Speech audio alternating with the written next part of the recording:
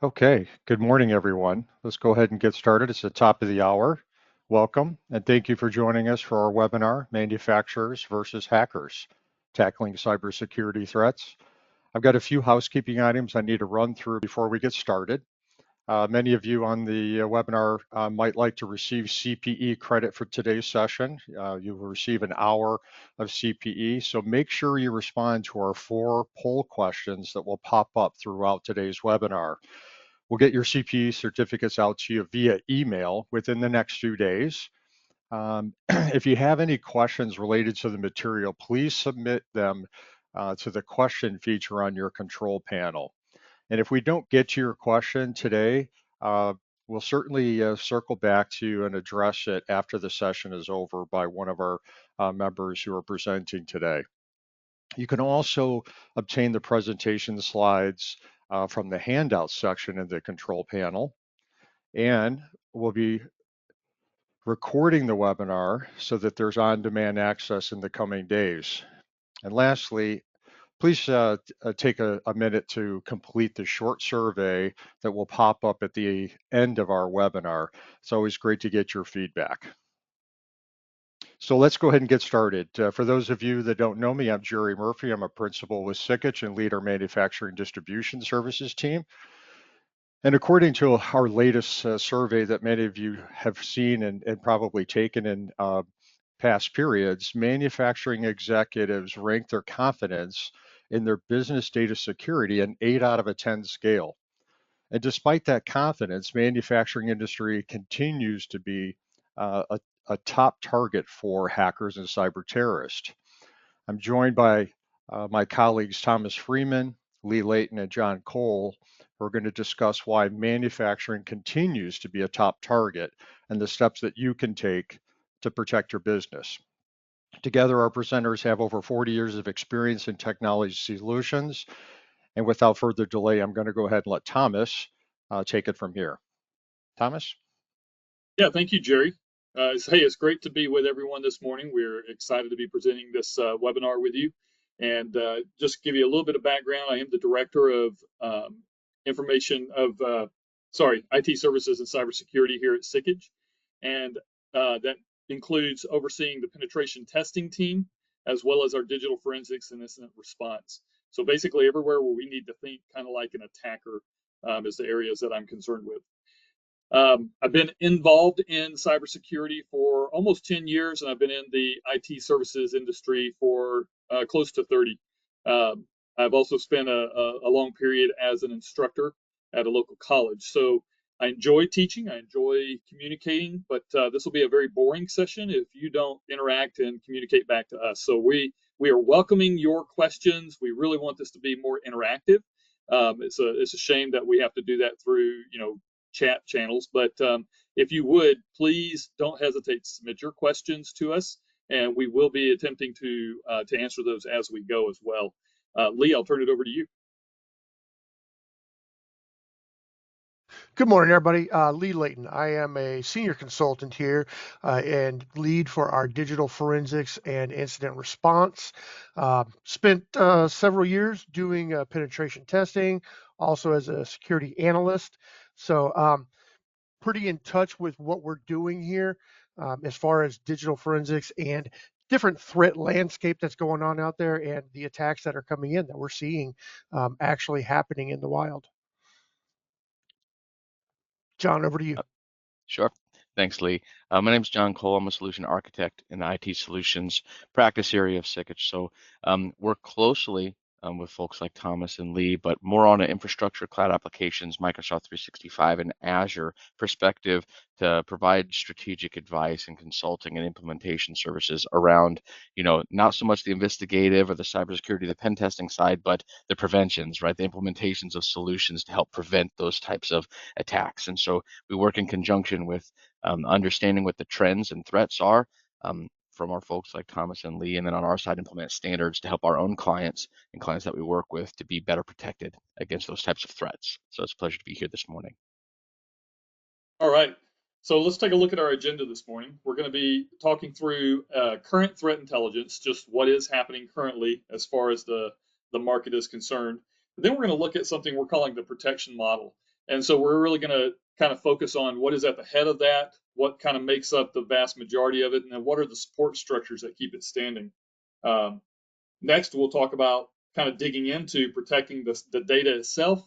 And then when we talk about what keeps it standing, really kind of thinking of the factory, so protecting the factory.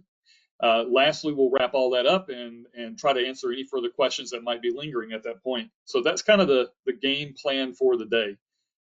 All right. We do have this legal disclaimer that we need to show, so I'll give you just a second here.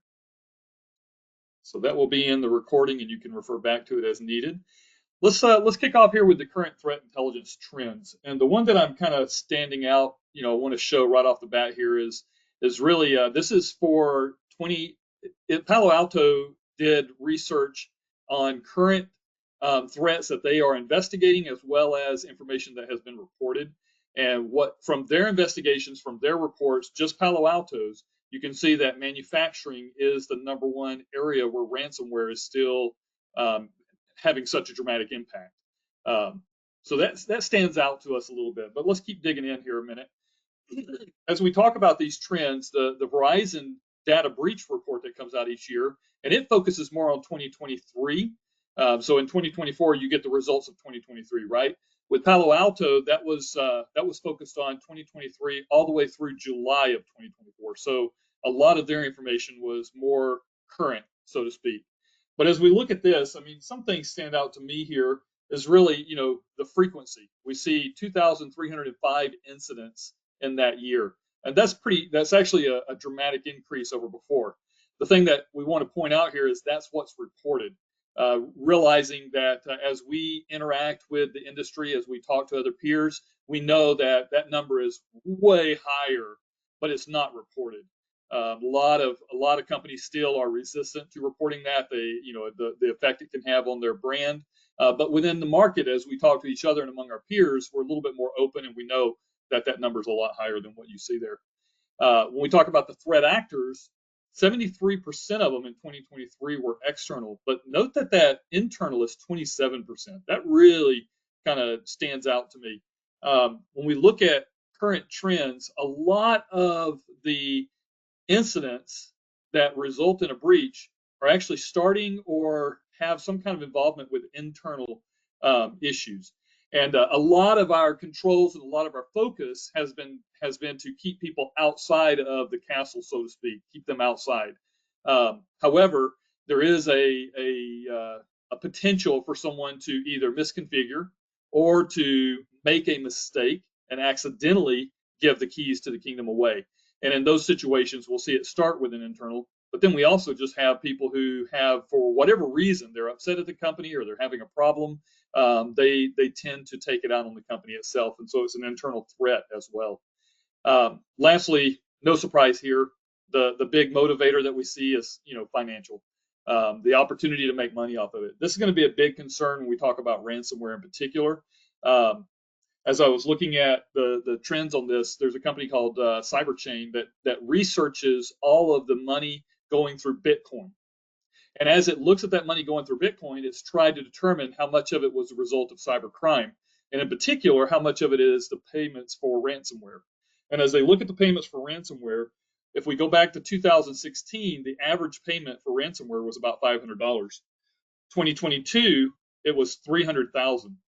When we get to 2024, the number has jumped up to averaging $1 million per ransomware. Now, in the involvement we've had, we haven't seen the numbers that high. But here's the reason for that. The number of ransomware cases is dropping because it's becoming much more targeted. What's happening is the ransomware teams, the threat actors, are picking out industry targets that they believe have more money in their wallets to pay and are going to be more damaged by the actual event. And that's one of the reasons why we see manufacturing high on that list. Manufacturing and healthcare are probably two of the largest on that list. When we look at critical infrastructure, when we look at the ability to produce and complete, keep our factories running, so to speak, ransomware impacts financially, dramatically towards manufacturing. And then the other one would be healthcare. And so the results of that are very, very high payouts. We saw a record payout for a healthcare industry of right around $27 million last year. That's incredible. We'll talk about the data that was compromised in just a minute. Again, like I said, if you break the cyber incidents up into categories, ransomware is still the largest, but it's if you were to take phishing and stolen creds and combine those, it would be more than ransomware. And the fact is that most of the ransomware incidents start with the use of stolen creds, and quite often the creds are stolen through phishing. So that's pretty consistent with what we see. Of the concerns we see, phishing, creds, leading to ransomware, that's the big three that we're constantly dealing with. Again, looking at the trends over years, we go back to pre-2018, social engineering was the number one, miscellaneous errors was very low, and system intrusions was actually kind of low. With the advent of Patch Tuesdays and all of the different patching that went on, threat actors got very good at taking a new patch and then reverse engineering it to determine what the actual issue was, and then they would start to attack that particular issue that had been just patched, knowing that companies take 6 months or longer quite often to roll out those patches. So the result of that is that when we get to round 2021, we see that system intrusion actually takes the lead. There's a lot of hijacking of FTP servers, like the Move It incident that happened last year, impacted a lot of manufacturing, a lot of other industries where they needed to transfer files for whatever purpose. We also see a lot of companies with firewalls that the firewall itself has a vulnerability in it that allows the attacker to go directly through it.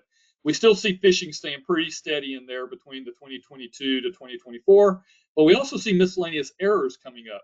And that's going to be things like sending an email to the wrong person, but it has crucial or critical information in it, and that leads to some type of an issue. All right, looks like we're up for poll question number 1. Thank you, Thomas. Our first question of the day, for those of you who need CP, would also love to have many of you participate. How would you rate your organization's current cybersecurity? Very strong, somewhat strong, average, and weak.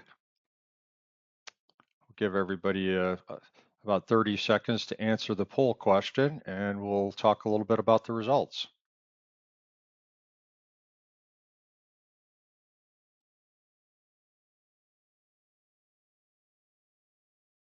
Okay, we got about 82% of you voted.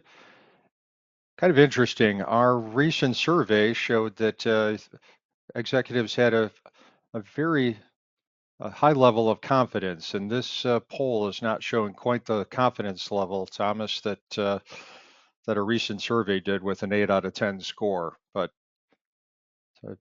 this is more what I would have kind of expected. I was very surprised by the results of your poll. I think what we will find is that the move to the cloud, so Microsoft 365, and John, you can speak to this.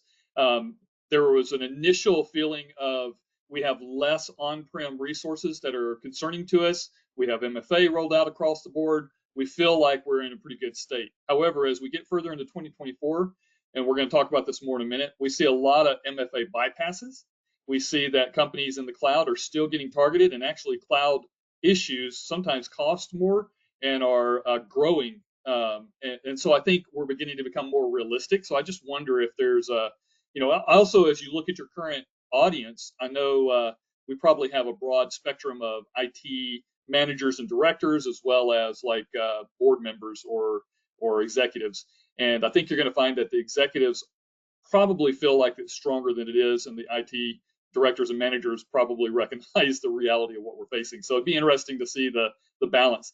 I wish we were at a roundtable where I could hear and interact with the audience, because I'd love to hear, what are the areas that you are most concerned about. So like if you want to put those into the chat and tell us, when you say that somewhat strong or average, are there particular areas that you feel need improvement?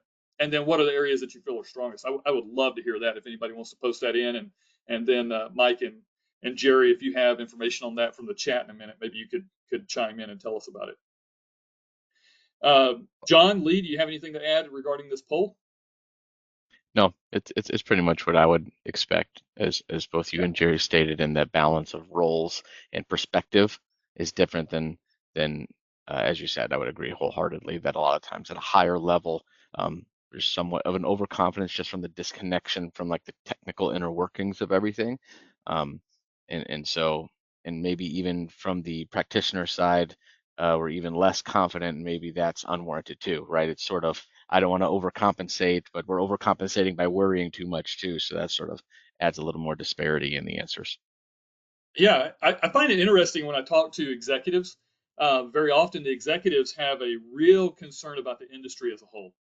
They hear from peers and others who are experiencing different security events, but in talking to their company and in looking at where they're at, they feel like because of all the hassles that they deal with on a daily basis in order to manage cybersecurity, right? So on a daily basis, we're putting in our MFA once, twice, maybe even 3 times a day. We're having to input our credentials into something.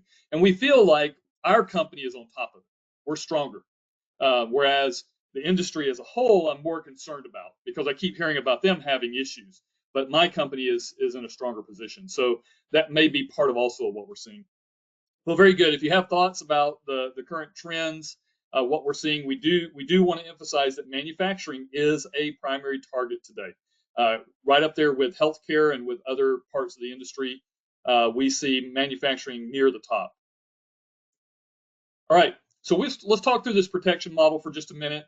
We're going to put on our kind of our higher level business executive hats to start with and say, really, if we were to break this into some type of a model, the very top of it is going to be our concerns. This is the head of the program, right?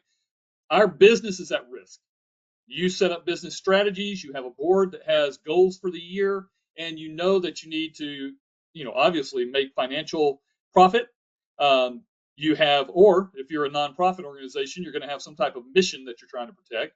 You have intellectual property. I just saw yesterday, literally saw on the news that China now has unveiled a space ship, a rocket ship that is a exact replica of the SpaceX spaceship.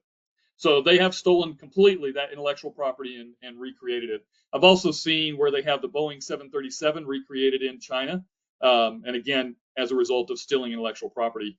The fact is that intellectual property, we almost consider it ubiquitous now that others have our data there.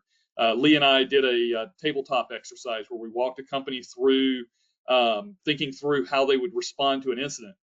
And this particular manufacturing company, we sat around and debriefed their board after the tabletop was over, and they said, we wouldn't pay the ransomware. And we said, well, if they had your drawings, we see that they exfiltrated your drawings in our exercise. If they had your drawings and could reproduce your material, would that concern you? They said, no, they already have them. They said, literally on the market today, China already is producing everything we currently have. So as far as that's concerned, that's not our unique advantage in the industry is not based on them not having our intellectual property. So that's an interesting one to me. I think every company is going to be a little different on that. Probably depends on where you're at. If you're doing the defense base, if you're doing any work for the DoD, I think that might be a little different because you're going to have to be CMMC certified and you do have to protect that property, right? But even another big one is going to be the brand.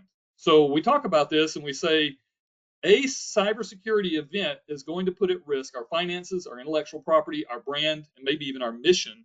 Then the concern next is well, how can that be impacted? And there's three primary areas we look at when we talk about the impact to that risk, and that is theft, someone literally stealing it. Another one is destruction, and then the third one is loss of confidence. And I'll give you another example here real quick. I was looking at a situation about 3 years ago where attackers had gained access into a company's, actually a healthcare organization. And let's just call it a hospital chain, as they got into that healthcare organization, they got into the area where the x-rays were located for handling cancer. And so these are the x-rays that they use to try to identify whether it is cancer or not. And what they did is they used AI to modify the x-rays and then post them back into the database with the same timestamp. And the result was that the company the healthcare organization no longer was able to say clearly whose X-rays were legitimate and whose were not. They were either going to have everyone come in and redo the X-rays, or they could pay the extortion and get the X-rays back so they could have confidence in their material. So you can see that that's a pretty huge impact for a healthcare organization. And of course, the long-term effects of that are going to be dramatic. Like, can you ever believe that what you got back is actually real? Theft, destruction, and loss of confidence. That's really the threats to our businesses. The heart of all of this really comes down to the data. When we talk about protecting this, it's the data, right? The financial records, our intellectual property. It's the G codes and M codes that are used to run the manufacturing floor. It's all of the information used to actually run our business and to turn a profit from our business. And what we would say is in protecting the data, it all starts here. Everything we're going to talk about from here on out really comes back to what is it you're trying to protect. And if you don't know what you're protecting, then you can spend a lot of money on cybersecurity controls very quickly. For instance, if you have data that really is ubiquitous in the market, protecting it doesn't help you any. Everybody already knows it. So that doesn't help you.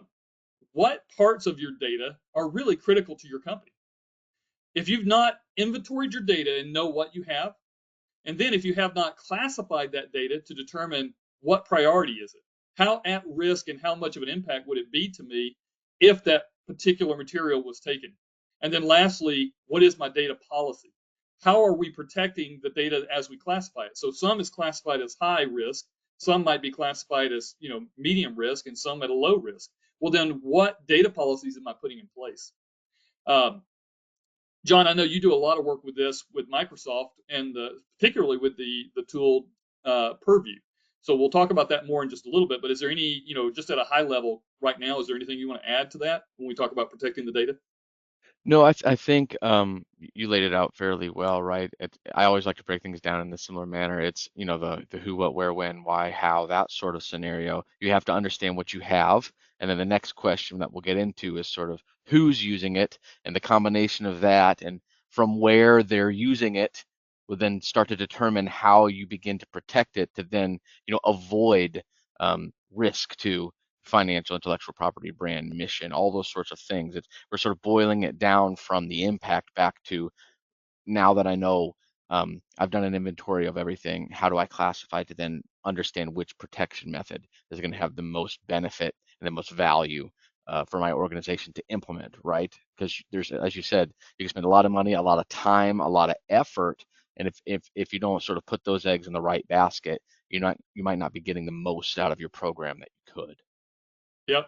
I think we see this too, Lee. Probably, companies, again, when they get behind the curve on it, and they have an incident, the first thing they ask us, Lee sees a business email compromise. It leads to an account takeover, and now they know that somebody's been sending emails from their email box.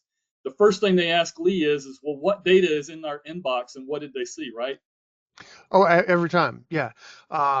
So what kind of data was in there, and a lot of times the inbox ends up becoming just like another file folder or a file share.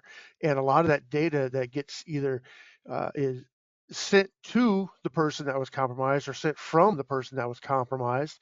And now all that data is just right there.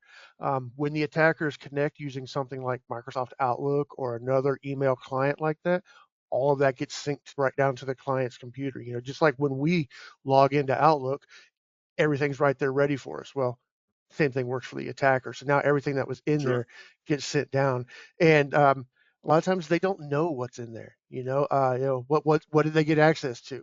Well, what kind of stuff are you sending back and forth? All kinds of stuff. It could end up Yeah. being anything. Exactly. I see the question coming in here about, well, one, the first question was about phishing retaining and the human element. And we would agree that the human element is actually, we saw that earlier when we said 27% started with inside, right? That quite often is a human element. Not always, but it is quite often. And when you think of it in those terms, it's either malicious intent or it's accidental, right?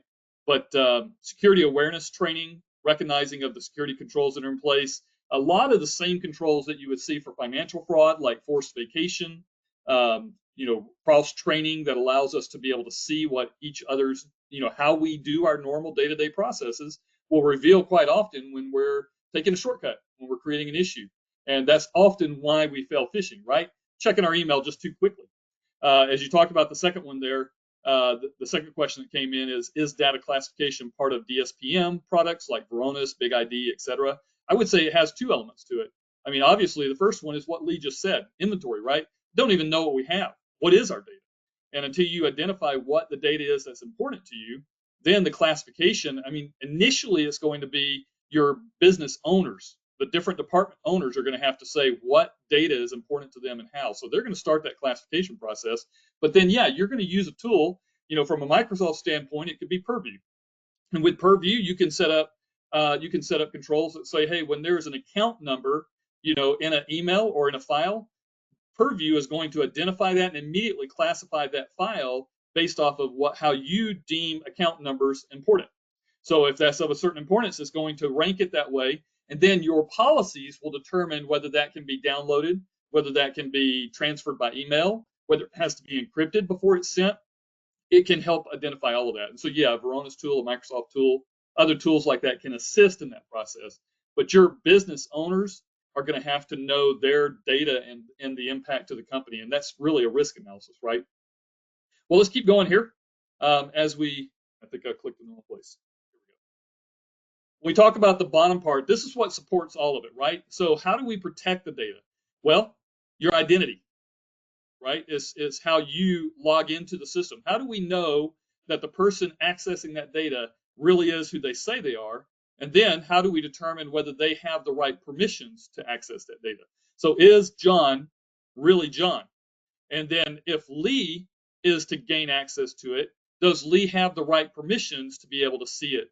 And so that would be our identity authorization and access management. The second one there is endpoints. By that, we really mean any of the workstations, desktops, the tablets, mobile phones, whatever tool you're using to access the data is your endpoint, right? And then thirdly is the network. It's what connects all of those tools to the data. It's what connects everything together. And so protecting all three of those is very important.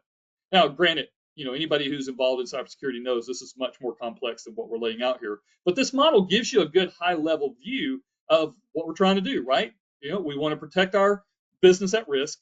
We know that starts with the data. If we don't inventory, classify, and set policies on that data, then it's hard for us to determine how we're going to actually handle the protecting of the factory, the identity, the endpoints in the network. So that's where it all starts. Any extra thoughts, John or Lee, before we move on? No, I think we can get right into it. All right. Let's keep trucking here. Lee, I'm going to turn this over to you. And as we talk from the forensic side, tell us a little bit about what we currently see and investigate the most. Thanks, Thomas. Yeah, so what we've got here, in the cases that we see coming across our desk most commonly, we've got BEC, which is our business email compromise, and then it's similar term or similar usage depending on who you are, the email account compromise. So both of these are dealing with getting access to an email account that's not yours, or unauthorized access to an email account. That's easily 50% of our cases right there. E-discovery, which is a frequent follow-on to the email compromise or email account compromise, 25%. So going in there and saying, okay, now that we know that this account has been compromised, what data did they have access to? So we start looking around and we'll go in and dig around and identify the different files that were either attachments, the body of the email, just what kind of data was in there. A lot of times this is done in conjunction or hand in hand with legal, and they will put together a list of terms for us. So we'll do our e-discovery based on those terms and what kind of data was exposed. So there's a couple steps there, and identifying which accounts were compromised, where was the exposure at, and then identifying exactly what was exposed within that subset. After that, we look at different types of compromise that along the lines of what Thomas was mentioning earlier. These are going to be your malware downloads, and they're going to get access directly to an endpoint. E-commerce and credit card theft, if you're running any kind of uh, online store or digital commerce site, having malware or credit card skimming on there, and then ransomware, of course, which Thomas already highlighted is one of the biggest things out there currently. Go ahead, Thomas.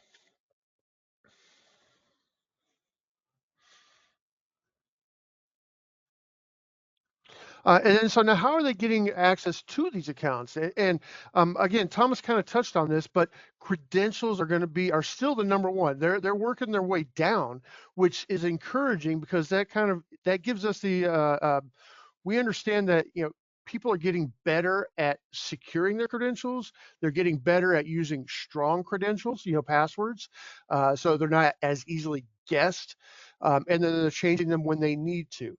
So while that is trending down, it's still the number one cause of an account compromise. Whether that is finding sources online of username and passwords, from a previous breach. This stuff gets sold and passed around on the dark web all the time. There may be a compromise that's not even publicly disclosed. And they are sharing credentials right there. This is one of the big things that the FBI or CISA, the Cybersecurity Infrastructure and Security Agency, monitors is a lot of that dark web conversation. We got a call beginning of the year about a company, and the FBI had reached out to them and said, "Hey, we see that there are credentials being traded for your company. We see that you should expect an impending event at your place, and we need to do something now." So that stuff gets traded around. Next we have the phishing, and everybody is familiar with phishing. Everybody knows what that is. But one of the big things here is that phishing will frequently lead to MFA bypass. They go hand in hand, where that phishing email makes it through your filters, ends up in a person's inbox. They click on the link, they download the malware. But once they click on that link, one of the next steps that you'll always see is, hey, we need you to log in to access this. We need you to re-verify your credentials.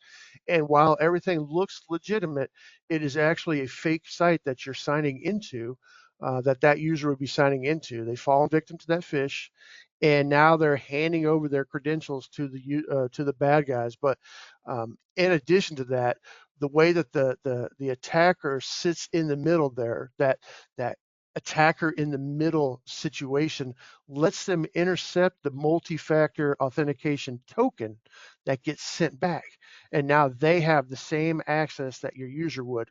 It's all transparent to the user. They have no idea what's going on, but now good guys and bad guys can access that account. So following that up, we got your vulnerability exploits. This is moving up, as Thomas alluded to earlier, with the increase in their skill in reverse engineering. With the more patches coming out, and then they reverse engineer that, they exploit those whatever it was that was patched.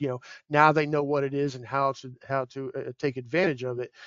So patching becomes more and more important, and that window between a patch being released and then a exploit hitting the wild is getting shorter and shorter. So whereas it used to take maybe a month, a 30-day window for implementing patches was more than enough. Now we're seeing that shrink down, where patches need to be deployed faster and faster, almost as soon as they're available, and you've gone through your testing. Perfect. So that's going to bring us back here, Thomas. Thank you. So we're going to come back around to this in just a minute, but let's dig into it for a second. We kind of touched on it earlier based on some of the questions, but when we talk about data asset inventory, really the question is, what data do you need to protect? So this is at a high level, getting your business leaders to determine within their areas what is the data that we need to protect. Oftentimes, what we'll see when we do a risk assessment is that a company will take one of the frameworks, the CIS Top 20, or the NIST CSF, right, or the NIST 853. They'll take one of those frameworks, and that framework will say, well, you need to have MFA, and you need to have this, and you need to have that, and it'll list all of these security controls that you can deploy. But then we start talking about, well, where, which areas of the company need those security controls. It all comes back to right here. What data are you trying to protect? Until you identify that data and then to determine out of that data which of it is most important, you can't really say for sure which controls are going to save you the most money. Today, you can get very individualized tools and equipment for a very specific control. So you can get one tool to handle one particular control. Or we're seeing a consolidation of tools quite often today. So a larger company will actually bring in to bear multiple tool or multiple controls into one tool so that you can say, you know what, for us, CrowdStrike might be the best product in the world, but for us, our particular data is over here, and so the 6 controls we really need are here, and we're going to better be able to get that from a Arctic Wolf or somebody. And by determining which controls you need for the data you have will help you laser focus your security budget. That will help with finances, that will help with confidence, and it will also decrease the likelihood that you're one of these companies listed in the statistics. The data policies gets down to determining who can access the data with that classification, where can that data go with that classification, and then how long should data be kept with that classification. And these are really important. It's interesting that last one gets overlooked a lot. Companies will set a data retention policy, and you can look at it from 2 different directions. Legal quite often wants that data retention policy to be what's the maximum time you can keep the data. And the idea there is the least information we have in our databases, the less that we could possibly be liable for. The other side is how long must we keep the data? And in that situation, quite often you're dealing with compliance issues. So PCI has a 3-year retention requirement, right? 7-year for some things. When you look at HIPAA or others, you have different requirements for retaining that data. So to meet compliance requirements or to meet legal obligations, you might have a retention policy that needs to be considered from either angle. Either how long should you keep it or how long must I keep it, right? Those are 2 different questions to answer. But once you determine that, again, that allows you to now have policies in place and controls in place that can either assist with automatically handling that using a tool or simply, a process where once a year you audit it and you go through and review what's there and remove it or add it, whatever it needs to be. So that's protecting the data. When we talk about the inventory, the classification, the policies, that leads us then into how we're going to protect the other. Now, coming back around on that, well, we'll stop here and take poll question number 2. Thanks, Thomas. Poll question number 2. The question is, when was the last time a risk assessment was performed at your organization? Give folks about 30 seconds to get their answer in.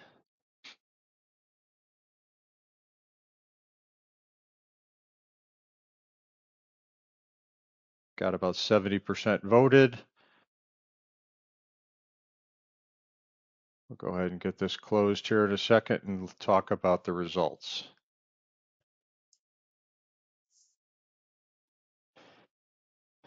Okay, the results, 38% said within the last 6 months, 45% within 6 to 24, 11% 2 to 5, and 5% 5+ years. Some interesting data there. Thomas, John, any thoughts on what you're seeing there? Yeah, and I would like to add a follow-up question to it if I could. So I look at the 6 to 24 and we see 45%. So basically we could say almost 80% have had a risk assessment within 2 years. A lot of companies are going to do one annually, right? The 11 to 5%, that's concerning. It's a small number, but I really believe that without an actual risk assessment, you're going to be hard pressed to say, is your money in cybersecurity controls really providing you the protection you want? And can you really have confidence that you are going to be able to survive if a security incident occurred?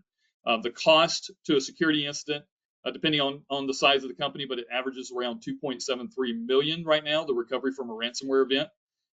That's again coming from Palo Alto.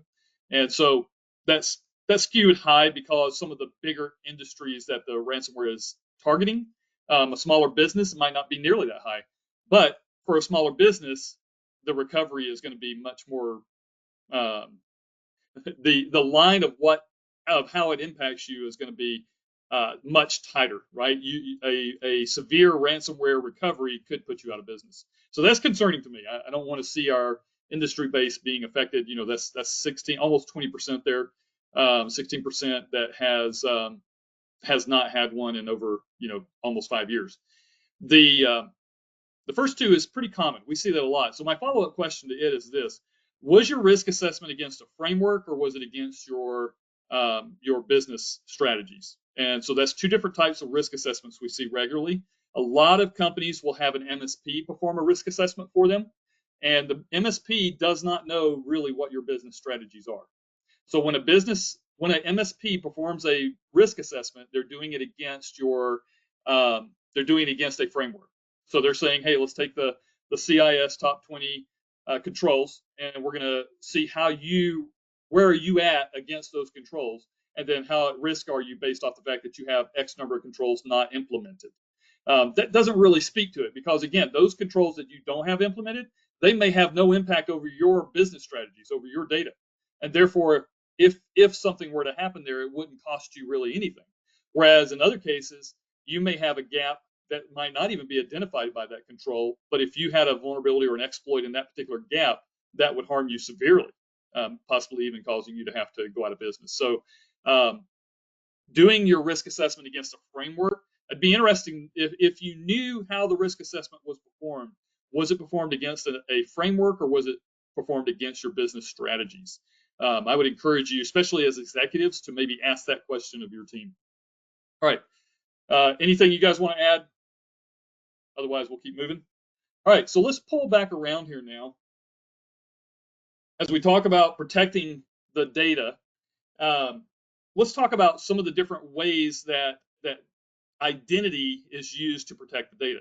So we talked a little bit a minute ago about some of the different things that Lee and the forensics team is seeing when they respond to stuff. So phishing, email compromises, all of that really starts with the identity, right? So let's jump in here, and I'm going to let Lee and John kind of take the ball here. But what are the ways that we can best protect our identity, and what are the concerns we're seeing around it?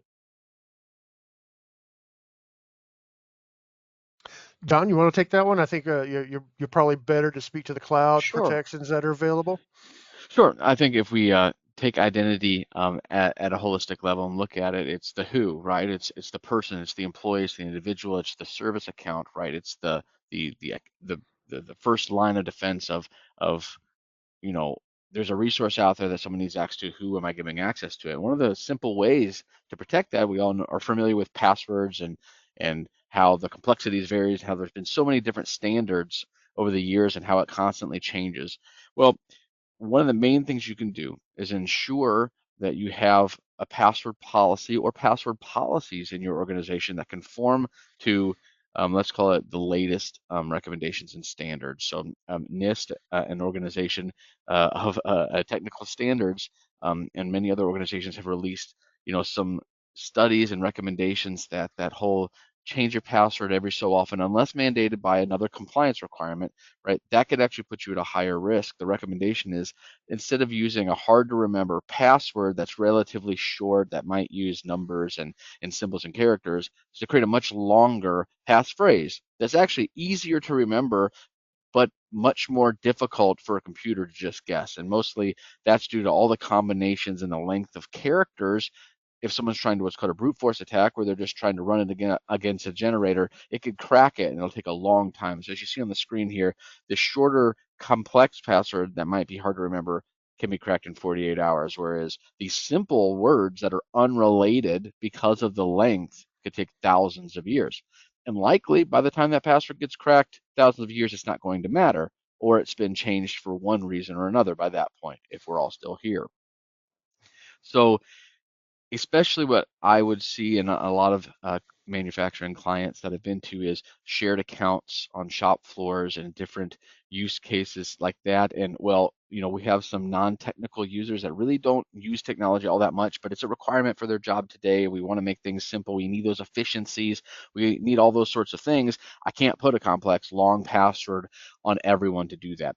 Well, the risk is, even though that might seem like a low level account, if that account were to get compromised via insider risk or externally, there's so many options that opens the door to, well, what do they have access to, or who can that person be impersonated to then get information from someone else and sort of make lateral moves throughout the network. So I don't really like to have the approach of, well, this is unimportant, so we're not going to worry about it. Realistically, every account, every identity in the organization is important. Now, there's some advanced methods to handle those things, such as like using a HID card, a card login with a PIN, so it's like a multi-factor login, but the user usually already has a badge that they're signing into multiple jobs. There's solutions to integrate that, and then they just scan the badge, type in a PIN. That's easy for people like that.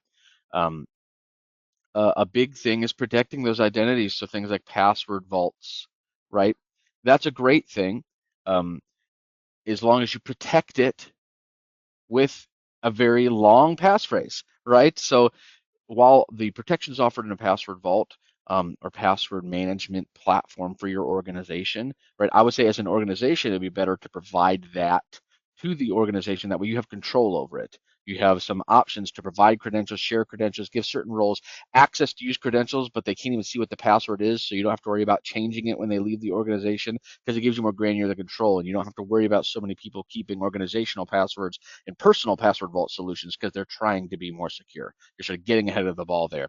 And so in that case, yeah, using a long generator to where if you're using a 15 character or 20 character password that's generated, who cares? Make it as complex as you can. It's going to make it even harder.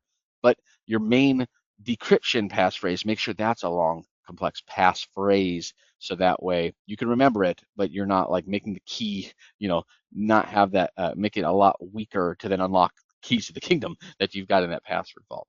So um, identity, I don't like to exclude identities or users from being less important, because they all have an impact on the organization for sure. And I Yeah, it's think, actually, John. sorry, I'm sorry. Go ahead.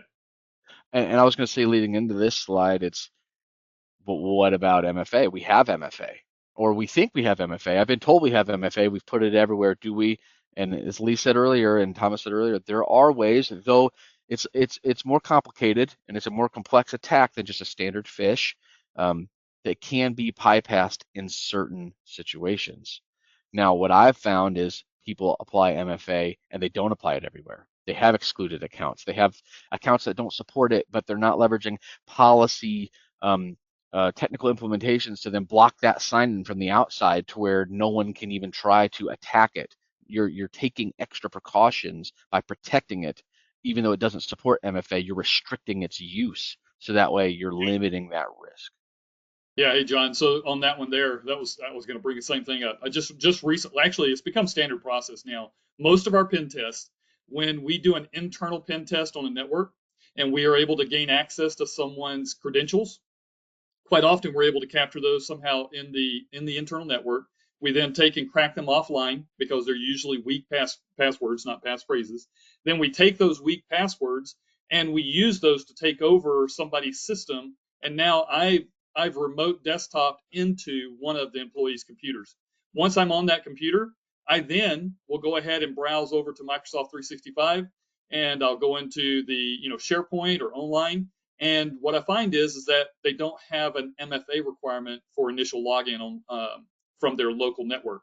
So they have a conditional access policy that turns MFA off when the request originates from the on-prem network. That that is no longer best practice. That is really it's convenient, but requiring your team to do MFA at least once or twice a day, and every time the conditions change, like if they are logging in from their phone or if they're logging in from a different workstation, MFA should be required again. If every time that happens, it would prevent me from being able now to log into your Microsoft 365 as you without using MFA. All I'm using is your credentials, and credentials are out there. They're on the dark web.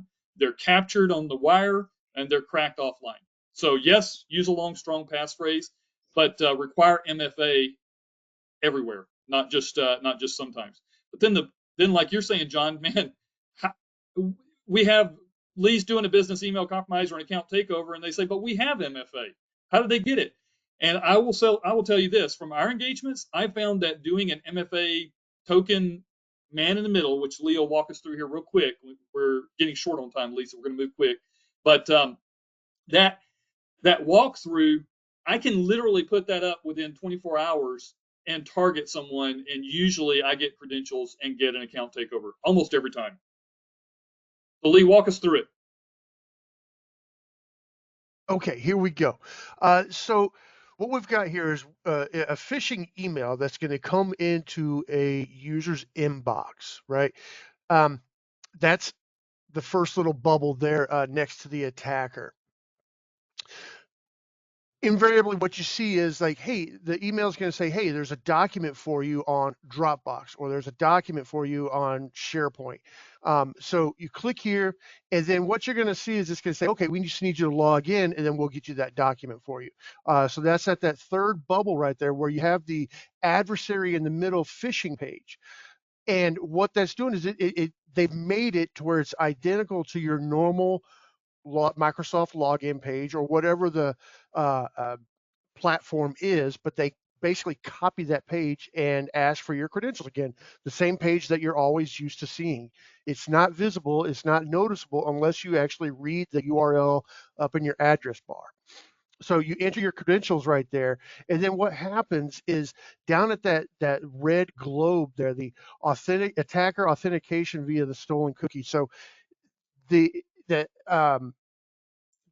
take your credentials that you just provided, and then they pass them along to Microsoft, or they pass them along to whatever that platform is, so that they can, the authentication happens, and then that service sends back the token that you need, the cookie, to say, okay, yep, you're validated. They also collect that, which is down there at step 7. So it's returning that session cookie.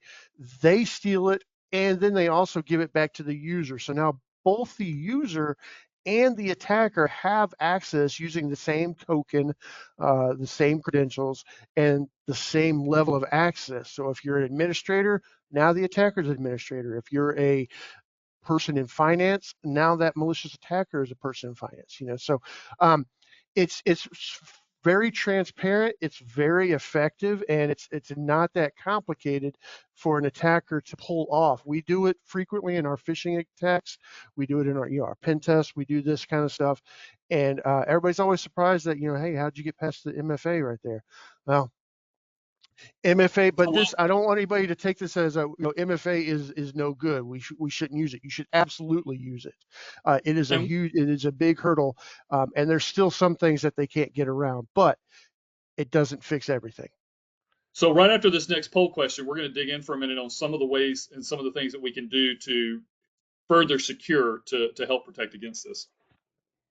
So I think we have a poll question here. If we could do this one kind of quickly, Jerry. Sure. Next question is, which of the following cybersecurity incidents do you feel least prepared to manage?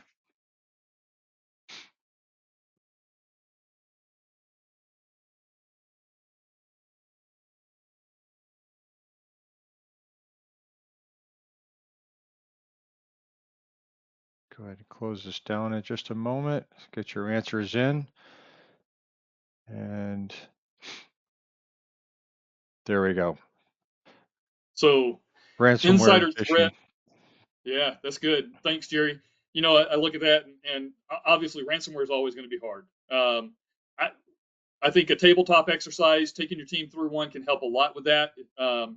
Somebody asking you the right questions to determine, do you have the right tools, the right incidents plan in place? All of those things are going to help a lot with giving you greater confidence in preparing for ransomware.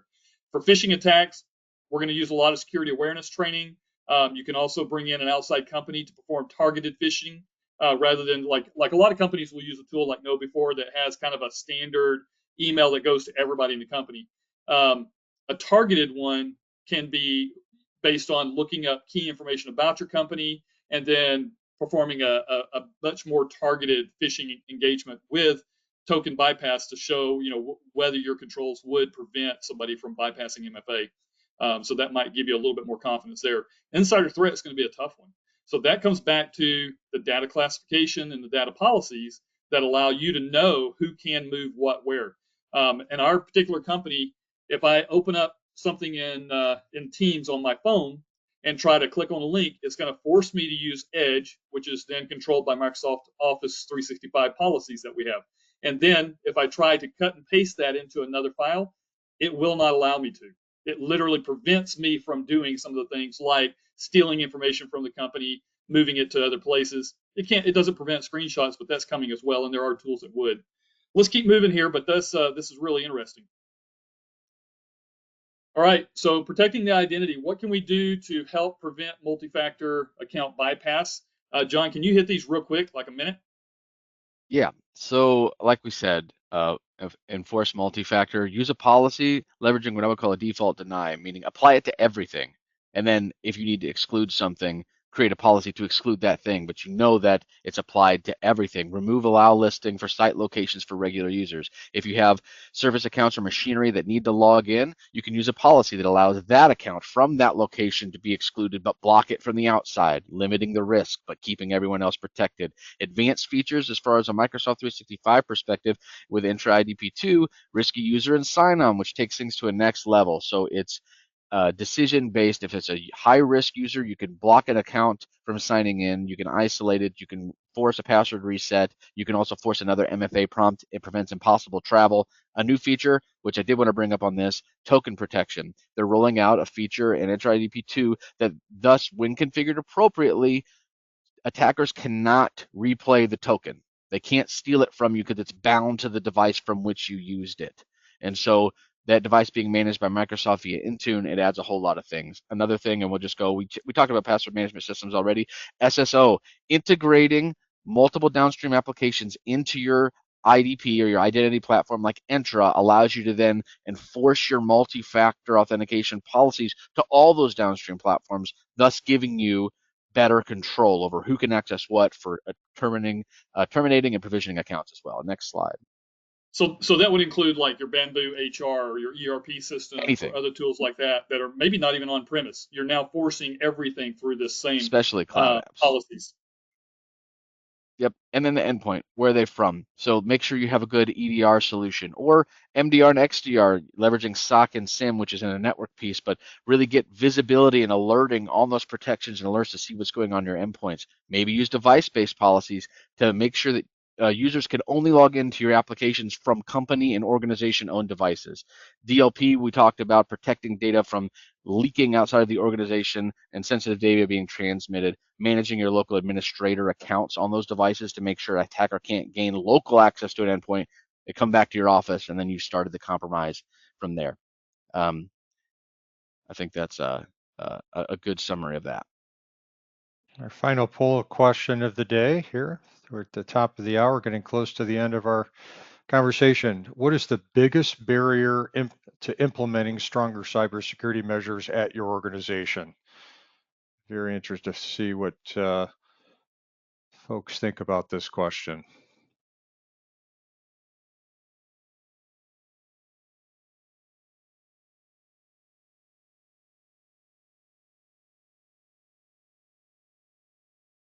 Not surprising that other initiatives might have a priority. It seems to be the leader here. And we'd close the poll. Right, prioritizing other initiatives is the leader here. Gentlemen, do you have any comments on that? No, I think it's hard for us to comment because, from my standpoint, there's no initiative more important than cybersecurity. But hey, I'm a cybersecurity practitioner. If I was having to run a business and make sure that we turn to profit, other initiatives might be just as important. So that's a tough one. So that's a really interesting question. I'm glad we had this one. If you don't mind, I'm just going to show the slide for protecting the factory. In this point, we're talking about the network. And I think really we can leave it there. If you have further questions, you can come back to us and we'd be happy to answer any specific questions you have on these. But yeah, as far as the network's concerned, you want to protect the edge or the perimeter. And today, the edge and perimeter includes the cloud. Quite often we have Azure resources, AWS or Google Cloud protection. including cloud platform services that we're integrating right into our local network. Your SOM, your SIM, sorry, your SOC and your SIM that are used to monitor and detect. Used to, we tried to protect everything, keep them out. Now we also realize we need to have as early a detection as we can, and then as quickly a response as we can. The SOC and the SIM provide those pieces. They allow us to have early detection and immediate responses. Segmenting, once you've classified your data and you've identified that this is very important data, you may want to segment that from the rest of your network. That way, if something happens and someone takes over a portion, they can't get to that one. The last one would be what John was talking about earlier of pushing your single sign-on out to all of the remote access, including forcing someone to use VPN to make a connection first. Then you only allow connections to the other resources from that VPN location. That way, it's not really accessible by the whole internet. Zero trust, and then a secure web gateway that allows you to force, again, all of your policies, all of your sign-on through one gateway. These are all kind of technical terms, and we don't have time to dig into them, but we'd be happy to answer questions on them. Turn it back to you, Mike and Jerry. Great. Thank you, gentlemen. What a great presentation of a lot of important information you've shared, and encourage everyone to reach out to the presenters if you have any additional questions. With that, we're going to go ahead and close the webinar down. Thank you for attending this morning. Please take the survey when you close out, and we'll be getting the CP certificates out to you shortly. Thank you, and have a great rest of your day. Thank you, everyone. Thanks, everybody.